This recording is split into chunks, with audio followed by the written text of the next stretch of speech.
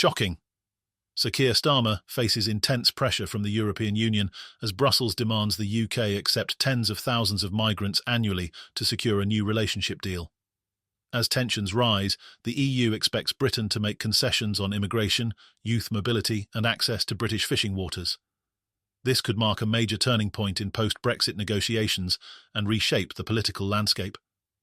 The question remains, will Starmer hold firm, or will he be forced into compromise? The European Union is reportedly pushing Starmer to accept over 30,000 migrants per year alongside their families as part of a broader plan to reset relations between the UK and the EU.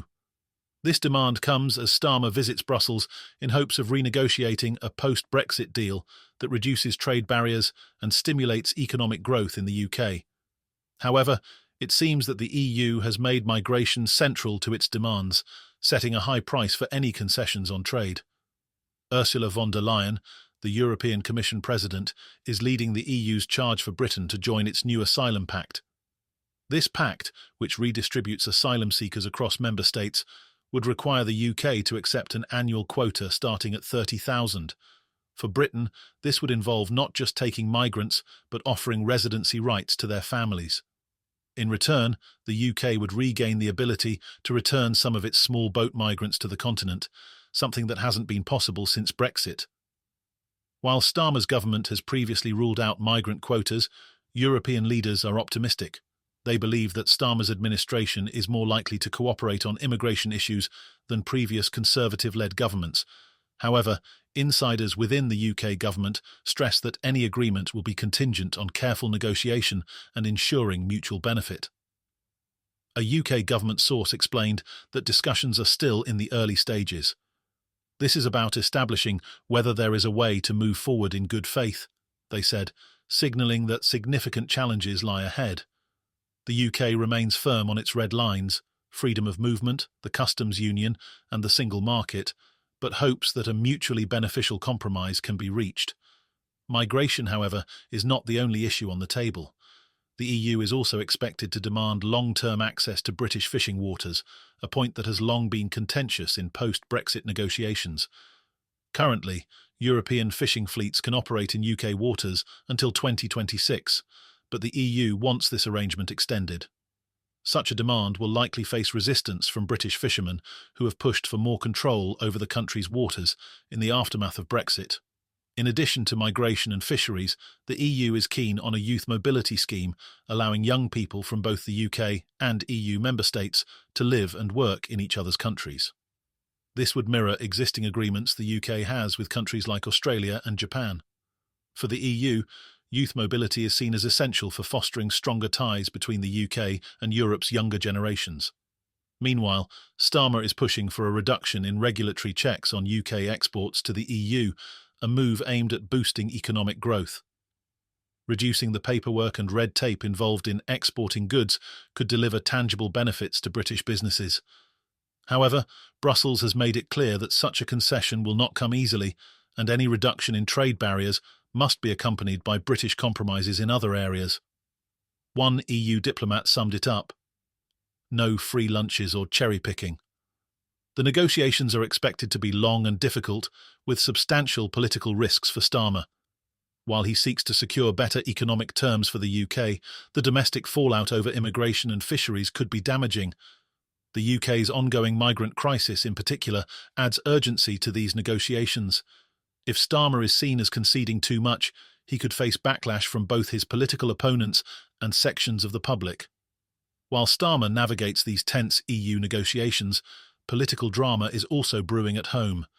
Recently, James Cleverly, the former Foreign Secretary, denied allegations that he had attacked Kemi Badenoch over her controversial comments on maternity pay. Speaking to GB News, Cleverly emphasised his long-standing friendship with Badenoch and maintained that his comments were not aimed at undermining her. Badenoch sparked controversy after she suggested that statutory maternity pay in the UK had gone too far. The remark drew widespread criticism, particularly since the UK already has one of the lowest levels of maternity pay in the developed world. Cleverly distanced himself from the controversy, emphasising the importance of clear communication in political interviews and holding politicians accountable for their statements. He added that media experience, such as handling difficult interviews, was crucial for any political leader. Badenoch has since attempted to clarify her comments, claiming they were taken out of context, much like Margaret Thatcher's infamous "no such thing as society" remark. But the backlash has continued, with critics accusing her of being out of touch with working families. Despite her efforts to control the damage, Badenoch's remarks have remained a divisive topic at the Conservative Party conference, fueling debates over leadership and media strategy. Cleverly, for his part, is focused on promoting his own leadership credentials, avoiding direct conflict while highlighting the importance of experience in handling the media. His stance appears calculated, emphasizing his own qualities rather than engaging in disputes with other leadership contenders. In the meantime, Labour faces its own internal strife after cutting winter fuel payments for pensioners.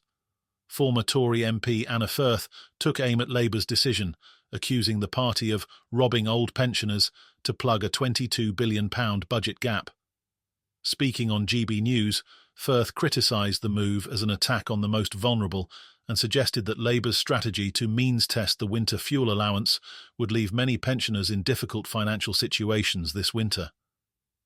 Labour's decision to means-test the winter fuel allowance has caused widespread discontent, even within the party itself. Delegates at the Labour Party conference voted against the measure, arguing that it undermines the party's commitment to supporting pensioners. However, Labour has defended the decision, pointing to the need for financial responsibility in light of the current economic situation. Former Chancellor Jeremy Hunt also weighed in, questioning Labour's financial reasoning behind the cuts. Hunt argued that Labour could have avoided slashing payments if it had better managed the budget. He pointed to reports suggesting that Labour's estimates of a £22 billion budget deficit may have been inaccurate, potentially leaving room for more flexibility in spending.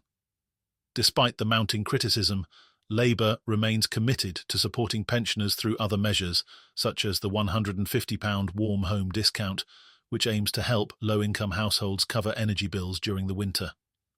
However, critics argue that this is insufficient to offset the impact of the reduced winter fuel payments, leaving many older Britons worried about how they will cope with rising costs. The winter fuel payment cuts have only added to the pressure on Starmer, who faces challenges on multiple fronts. With the EU negotiations looming large and internal strife within both Labour and the Conservatives, Starmer's ability to manage these issues will be critical in shaping the next phase of his leadership. As the EU negotiations progress, the stakes for Starmer couldn't be higher. He is tasked with balancing the EU's demands for migration and fisheries concessions with his goal of improving UK trade and growth. At home, he must also navigate the controversy surrounding Labour's decisions on welfare and contend with internal party divisions. All eyes will be on how Starmer handles these pressures in the coming weeks.